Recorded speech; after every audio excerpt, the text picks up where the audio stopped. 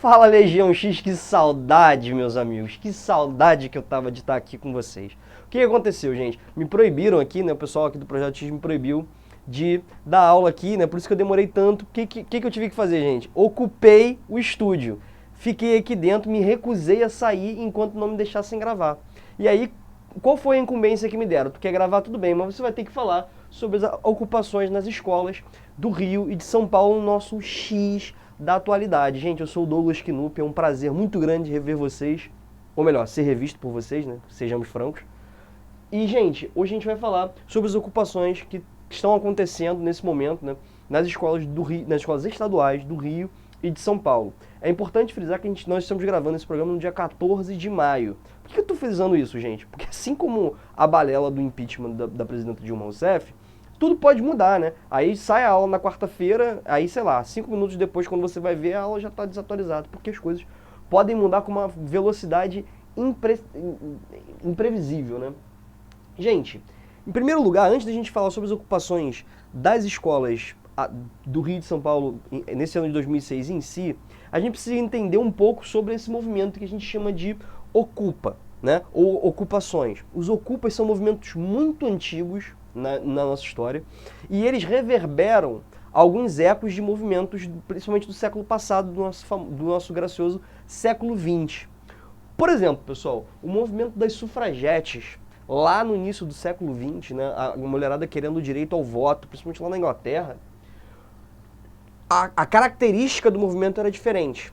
Mas, de qualquer maneira, havia também no movimento das sufragetes uma tendência. Por exemplo, elas ocuparam a Câmara dos Comuns, lá na Inglaterra. Ou seja, essa ideia de ocupar e agir diretamente sobre o espaço que seria representativo já é bastante antiga. Outro movimento, né, que você já conhece, é o movimento dos direitos civis lá nos Estados Unidos, ou seja, o movimento negro, né, nos Estados Unidos lá na década de 60, mais ou menos. O que aconteceu ali? Se você viu, tem filmes, né, que mostram isso, né, algumas estratégias pacíficas, né, principalmente sob a liderança do Martin Luther King, em que pessoas negras se sentavam, né, em locais que eram reservados para brancos e se recusavam a sair. Vejam que o caráter é diferente. Os ocupas atualmente, inclusive nessas escolas aqui, têm a tendência de permanecer no lugar por tempo indeterminado. No caso dos direitos civis, não demorava muito, eles acabavam tendo que sair, porque eles eram agredidos, né, e eram realmente expulsos na base da porrada, né? Vamos falar aqui o português mais claro possível. Inclusive, se você pensar, né, o caso da Rosa Parks, né, gente? O movimento dela foi exatamente permanecer naquele lugar e ocupar o assento do ônibus e se recusar a levantar. Diversos movimentos de caráter black bloc ou dos autonomen, principalmente na Alemanha, também na Noruega e em alguns outros países da Europa, também são muito antigos e eles tinham muito um caráter de protesto contra o capitalismo, enfim, e também uma tendência de fazer, digamos assim, uma reforma urbana na marra. O que significa isso, né, gente? Ocupar imóveis que estão vazios, que estão servindo, portanto, ao que nós chamamos de especulação imobiliária. No entendimento desses grupos, esses imóveis são produção coletiva, né? São produção das pessoas, e eles precisam refletir essa realidade. Por isso, esses movimentos tendiam a ocupar esses imóveis vazios. Isso ainda acontece hoje em dia. No Rio de Janeiro nós temos hoje diversos imóveis ocupados por movimentos anarcopunks, enfim. No México nós temos uma tendência disso, né, alguns movimentos zapatistas que são autonomistas, então eles vivem como se fossem uns acampamentos, assim, e eles, enfim, são autossustentados, numa tendência realmente de base anarquista. Todos esses movimentos, de uma maneira geral, têm um viés anarquista muito forte, embora alguns também se baseiem na filosofia marxista ou algumas outras tendências dessas duas filosofias aí. Muitos protestos contra a Guerra do Golfo aconteceram nos Estados Unidos, né, gente? Envolveram também a prática das ocupações. Em maio de 68, para a gente ter ideia, né, que ficou famoso aquele período ali do maio de 68, que, enfim, que continuou, né, durante 68 e para além de 68, a gente tivemos muita movimentação, não só na Europa, né? E os estudantes da Universidade de Sorbonne ocuparam lá a Universidade de Sorbonne, enfim, reclamando sobre questões de alojamento, enfim, para os alunos. Pessoal, então o que a gente está percebendo aqui é que a ideia de ocupar um lugar, ela serve para, digamos assim, exercer uma pressão democrática. Como assim uma pressão democrática? A gente quer tomar as rédeas desse lugar aqui para que nós, que somos parte desse lugar, que fazemos parte do coletivo que aqui que usufrui do que acontece nesse lugar, para que nós possamos tomar decisões sobre este mesmo lugar. Nós não queremos mais apenas ouvir o que as pessoas têm a dizer. Então, há uma pressão democrática muito grande e é claro, né, gente? Quem administra, imagina, quem administrava a Câmara dos Comuns se via ali sob uma pressão muito grande. Nós vamos ver como que isso acontece também hoje em dia. Pessoal, algumas referências também que a gente precisa trazer aqui são referências mais contemporâneas, né? Se a gente pensar no movimento Occupy Wall Street, que aconteceu alguns anos atrás apenas, principalmente no ano ali de 2012, né? Ficou muito famoso o Occupy Wall Street, porque o Wall Street é pura e simplesmente o coração do capitalismo financeiro mundial. Ocuparam, né, as frentes dos prédios de Wall Street, mas houve movimentos de ocupação em mais de 300 cidades nos Estados Unidos. Então, assim, gente, foi um movimento muito plural, muito diverso e muito difícil da gente, assim, entender em pouco tempo. De qualquer maneira, é preciso entender que a característica básica era a mesma, a característica da ocupação. Na Primavera Árabe e no movimento Indignados Espanhóis, outros movimentos pela Europa também, mas o Indignados ficou, assim, mais famoso, né, de uma maneira geral, mas nós tivemos outros movimentos também na Finlândia, em Portugal, em outros países. No caso da Primavera Árabe, muitas pessoas iam lá para as praças, né? A Praça da Liberdade, né, ficou famosa em relação a isso, a Praça Tahrir, e elas iam para lá para conversar sobre o que é democracia, conversar sobre o que nós podemos fazer, que tipo de sociedade nós queremos. Isso é de um caráter de democracia que a gente ainda não conhece. Se a gente parar para pensar, a gente mal discute os rumos daquilo que nós fazemos, das coisas que estão mais próximas da gente. Né? Só a gente pensar que a maior parte das cidades no Brasil, por exemplo, não conta com a ideia de orçamento participativo. Ou seja, a própria população não pode decidir sobre o que vai ser feito com o orçamento daquela determinada cidade. Isso é só um exemplo, né? O movimento dos indignados também contava com uma característica parecida, né, dessas ocupações, mas ocupações muito mais breves, né? As pessoas não tinham a ideia de ocupar e ficar ali na frente. Já no Occupy Wall Street a coisa era bem mais pesada, era para ficar lá e ficava direto. Tanto que durou bastante tempo. No Brasil, né, gente, aqui, nós tivemos aquele movimento de junho de 2013, que se a gente parar para pensar, também não foi um movimento de ocupa. Mas nós tivemos tem aquela foto simbólica, né, das pessoas ocupando o prédio da Câmara dos Deputados, né, que é aquele fica aberto, assim, né, lá no prédio do Congresso Nacional. Então, veja, havia aqui uma ideia também de que alguns lugares simbólicos precisavam, então, ser ocupados pela população. Não à toa, no Rio de Janeiro, nós tivemos a tentativa de invasão, assim qualificada, né, como invasão, da Alerj, né, que acabou em confronto entre policiais e manifestantes. E também nós tivemos já em julho, né, a gente teve um processo muito conturbado de CPI aqui para investigar um suposto cartel nos ônibus da cidade do Rio de Janeiro, e as pessoas queriam a abertura da CPI e ocuparam o plenário da Câmara dos Vereadores e ficaram lá por semanas a fio. Então, assim, gente, isso aqui é preciso a gente entender que os movimentos de ocupação não são uma novidade, né? Eles existem ao longo da história, mas ao mesmo tempo, cada vez que eles acontecem, eles adquirem uma característica diferente. Então, nesse sentido, eles são sempre também muito originários, assim, muito diversos e muito plurais. A gente precisa agora entender o que aconteceu nas escolas de São Paulo no ano passado, o ano de 2015. Vamos comigo? Pessoal, o que acontece então em novembro de 2015 em São Paulo, né? O governo do estado de São Paulo anuncia a reorganização dos ciclos escolares. Bom, o que isso significava? Ou melhor, significa ainda.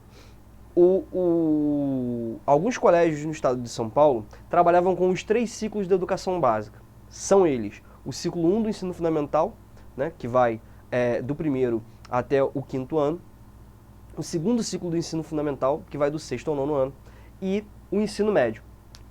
O governo chegou à conclusão de que era necessário separar as escolas por ciclos.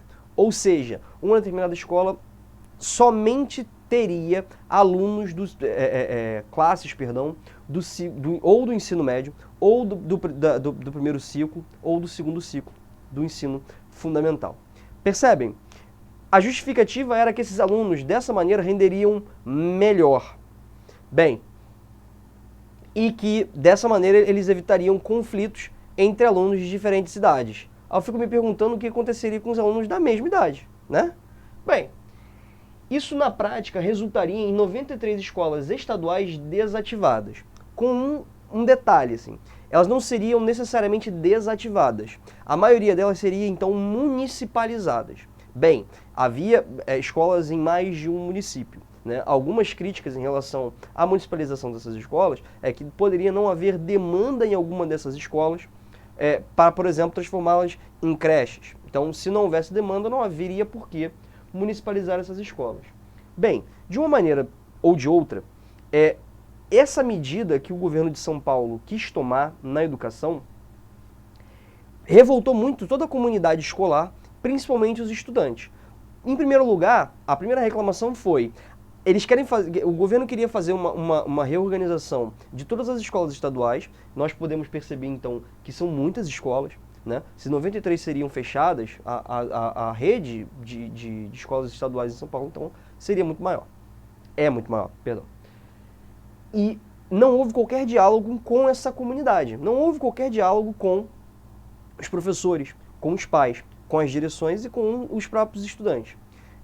Além disso, haveria então uma pressão, porque se há menos escolas, necessariamente você precisaria colocar mais alunos por turma.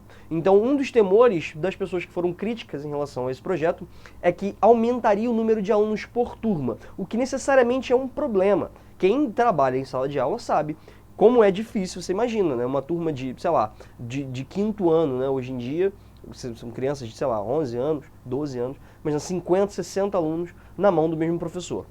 E, em terceiro lugar, não há qualquer comprovação, digamos assim, em pesquisas acadêmicas contemporâneas de que segregação de alunos por ciclo gere uma aprendizagem melhor. Muito pelo contrário, pesquisas atualmente apontam que quanto maior a diversidade na escola, quanto maior a presença de alunos de diferentes faixas etárias, diferentes gêneros, diferentes raças, etnias, de diferentes lugares no Brasil. Hoje em dia, por exemplo, nas universidades federais, você tem muito intercâmbio interno de alunos pelo Brasil. Quanto maior a diversidade das escolas, melhor seria o aprendizado. Ou seja, esse projeto ignora, portanto, pesquisas acadêmicas contemporâneas na área de educação. Os estudantes, então, se mobilizam para ocupar as escolas. Para a gente ter ideia, 182 escolas foram ocupadas pelos estudantes. Gente, é muita escola. E a ideia era simples: impedir o fechamento dessas escolas. Não poderia acontecer o fechamento se as pessoas estão lá dentro, né? Criou-se, então, uma pressão enorme. 182 escolas estavam ocupadas e suas atividades foram, então, interrompidas em pleno ano letivo, porque os alunos não deixavam acontecer nada enquanto não fosse garantido que as escolas, então, não seriam fechadas. É claro, as pessoas estavam acostumadas a uma distância da sua casa, né? Várias questões foram abertas em relação a cursos noturnos, por exemplo.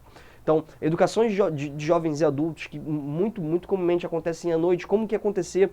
Porque se esses alunos estudam perto de casa, como é que vai ser se a escola fechar e tiver que ir para mais longe? Como é que vai ser a questão do transporte de todo mundo? Porque se você antes ia a pé para a escola, agora você vai ter que pegar uma condução. Ainda que São Paulo tenha uma capacidade de transporte, enfim, muito superior, por exemplo, ao do Rio de Janeiro, essa demanda aumentaria muito. Então, aos olhos da comunidade escolar, essa mudança teria que ser um pouco mais bem pensada. E o que aconteceu? O governo recuou e adiou para 2016 uma decisão definitiva sobre a reorganização dos ciclos escolares após um amplo debate com a comunidade escolar. Vejam como que a ocupação das escolas causou uma pressão democrática em relação ao funcionamento dessas mesmas escolas. Os alunos tomaram para si, em suas mãos, as rédeas do que precisava acontecer nas escolas. E quando o governo abre diálogo com a sociedade em relação àquilo que ela precisa, necessariamente nós estamos falando de uma administração mais democrática. Precisamos lembrar também, né, gente, que o ano de 2015 foi marcado no estado de São Paulo pela crise hídrica, que vocês já estudaram aqui com o mestre Thiago Feitosa. Ele coloca lá muito bem que a crise hídrica de São Paulo causa também uma crise, um problema, digamos assim, político no estado de São Paulo, que foi evidentemente ofuscado por ocasião dos protestos, né, pelo impeachment da presidente Dilma Rousseff. Porque, necessariamente, é claro, né, uma demanda que seja nacional acaba se sobrepondo a uma demanda mais local. De qualquer maneira, a insatisfação com o governo era grande e ele estava prestes a perder o apoio de muita gente, porque se uniram nessa briga tanto os estudantes quanto os pais e os professores. Então, toda a comunidade escolar, né, precisava desse recuo do governo para que ele mostrasse que estava aberto ao diálogo. Pessoal, chegamos então ao momento presente, né, maio de 2016, em que nós temos escolas, tanto em São Paulo quanto no Rio de Janeiro, ocupadas pelos estudantes nesse momento. Pelo menos enquanto gravamos esse vídeo, né? Nunca se sabe o que vai acontecer daqui para frente. Pessoal, as condições em cada um dos estados, entretanto, foram um pouquinho diferentes. Em São Paulo, foi descoberto o que foi apelidado, né, de máfia da merenda. Em suma, contratos de suprimento de merenda escolar com 21 prefeituras e também com o governo estadual de São Paulo haveriam sido fraudados, ou seja, haveria então pagamento de propina para alguns políticos, para facilitar para que essa cooperativa, né, ganhasse a licitação. Pessoal, em uma das fases dessa investigação, o ex-presidente da Assembleia Legislativa do Estado de São Paulo, Leonel Júlio, do PSC, foi preso. Nesse momento, o atual presidente da Lesp, Fernando Capês, é suspeito de ter recebido até mesmo 25% de propina para facilitar os contratos. Além dele também, o Luiz Roberto dos Santos, atual secretário-chefe da Casa Civil do governador Geraldo Alckmin. Ou seja, a denúncia é muito grave e está muito perto do próprio governo estadual. Para que a gente tenha uma ideia, né, o escândalo do mensalão do PT lá em 2005 envolveu diretamente o então ministro da Casa Civil, José Dirceu. Ou seja, muito próximo, homem muito próximo ao então presidente Lula. Bem, nesse momento então, o PT, oposição ao governo estadual, né, em São Paulo, pede uma CPI para que seja investigada a máfia da merenda. Gente, uma coisa que precisa ficar muito claro para vocês em política: oposição sempre quer CPI. Governo nunca quer CPI. É assim que funciona a parada. O que é uma CPI? Vocês devem lembrar que é uma comissão parlamentar de inquérito. Seria então instaurada uma comissão que muito possivelmente estaria sob a presidência ou a relatoria do PT, que investigaria então a máfia da merenda no governo estadual de São Paulo. A base do governo, evidentemente, não quis assinar o pedido de CPI. Não tendo, então, as assinaturas necessárias, o que acontece? 14 escolas em São Paulo são imediatamente ocupadas pelos estudantes. Já tivemos alguns confrontos, enfim, a polícia já entrou com armas de fogo em algumas escolas para efetuar a desocupação, né, dessas escolas. E também nós tivemos o episódio da ocupação da Lesp, que é do plenário lá da Lesp, né? Então os estudantes entraram lá, ocuparam o plenário da Lesp e disseram: agora só vai sair daqui quando for aprovada a CPI. Como o Tribunal de Justiça do Estado de São Paulo determinou multa diária de R$30 mil para cada pessoa que ficasse lá dentro, acabou que os estudantes saíram da LERJ escoltados pela polícia. Mas o governo se viu acossado por uma possibilidade de crise muito grande. E o que acontece? Parece surpreendente, mas o próprio PSDB pede uma CPI para investigar o seu próprio governo. O Knupp, essa história não está mal contada? Como assim? Eles querem se investigar? Não, né, pessoal? Esse pedido de CPI, ele inclui também as 21 prefeituras que teriam, então, tido seu suprimento de merenda, então, fraudado por esses contratos que teriam tido pagamento de propina. Então, essa CPI, então, tem o objetivo de investigar não só o superfaturamento, né, porque para ter propina você precisa superfaturar o contrato, do suprimento de merenda do governo do estado, mas também das prefeituras. a bancada do PT, que é a maior bancada de oposição no estado de São Paulo, se vê, então, necessariamente na posição de assinar o pedido de CPI também, para que seja, então, garantido um lugar na mesa para um deputado do PT. Porque se o PT não assina esse pedido de CPI, ele não tem assento na mesa diretora da CPI, o que faz com que o PT não tenha nenhum controle sobre o processo. É claro que provavelmente também não vai ter, porque como o pedido de CPI sai do PSDB, provavelmente a relatoria ou a presidência ficam com o partido que pede a CPI. Bem, gente, essa é a crise no estado de São Paulo. As escolas se mantêm ocupadas, mas a Alesp foi desocupada. Teve até uma cena que ficou famosa, né, nas redes sociais, em que o deputado Coronel Telhada, lá do PSDB de São Paulo, né, um dos defensores da ditadura militar, enfim, entra num confronto verbal quase físico com uma estudante, e a estudante, né, que é uma menina, né, uma moça, talvez fosse esperado pelo Coronel Telhada que ela fosse ficar com medo dele, mas, enfim, ela não quer nem saber e começa a botar o dedo na cara dele, e é isso mesmo, e começa a esbravejar. Enfim, é uma cena curiosa para entender como que as relações de poder contemporâneas estão diferentes daquela que o Coronel Telhada parece estar acostumado, né? Envolvendo não só a questão da idade, mas também a questão de gênero. Se é que eu posso falar a palavra gênero. Bem, pessoal, no Rio de Janeiro a situação é bem diferente. O que há no estado do Rio de Janeiro é uma grave crise, né? O governo do estado vem não pagando seus servidores há algum tempo, né? Policiais, bombeiros, professores, médicos, então todo mundo, muita gente com salário atrasado. E aí, os professores, então, estouraram uma greve há 2 meses. Então, as escolas estão há 2 meses sem aulas por conta da greve dos professores. A principal demanda em relação é exatamente essa, os salários atrasados. Não tem como continuar trabalhando com salários atrasados. O que é interessante é que os demais funcionários, esses terceirizados, estão com seus salários atrasados há 4 meses. Nós, do Projeto X, fizemos uma visita a uma das escolas ocupadas, no bairro de Marechal Hermes, e a gente viu, né, a escola tem um ninho de cobra. Né, tem mato muito alto na escola, enfim, há uma falta de manutenção muito clara, embora haja uma estrutura impressionante, porque é um campus muito grande, com muitas coisas funcionando lá dentro.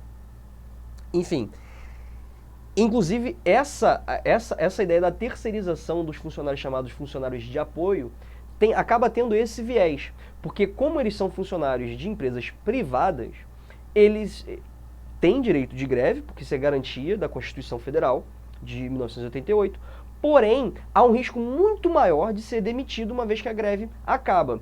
Por quê? Porque o funcionário de uma empresa privada pode ser demitido sem justa causa. O empregador tem esse direito. Já no funcionarismo público existe uma coisa chamada estabilidade, para evitar exatamente que mudou um governo, seja estadual, federal, não sei o quê, e o cara vai lá e demita todo mundo e contrata todo mundo de volta.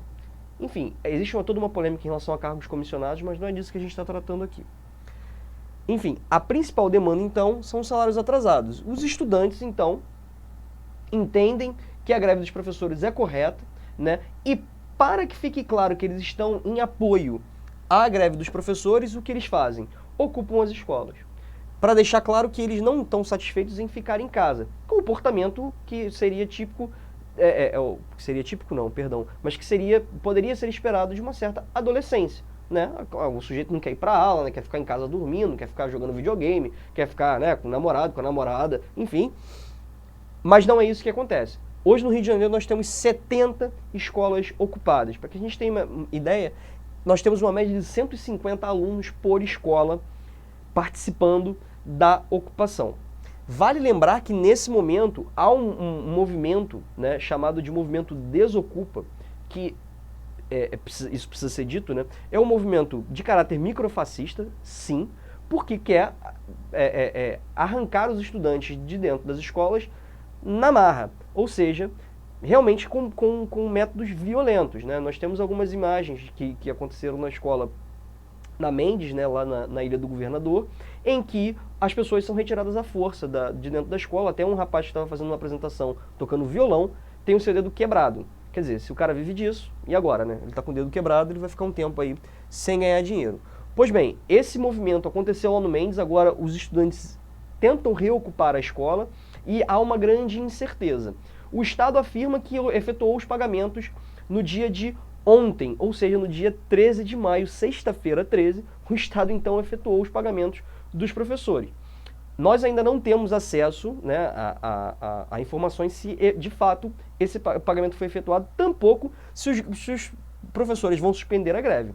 E se os professores suspendem a greve e voltam ao trabalho, não sabemos então qual vai ser a reação dos alunos que ocupam essas escolas nesse momento, né? Não tem como prever o que vai acontecer.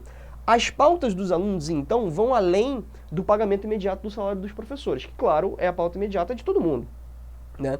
Elas vão além. A primeira delas, então, é a ideia de eleições diretas para o cargo de diretor.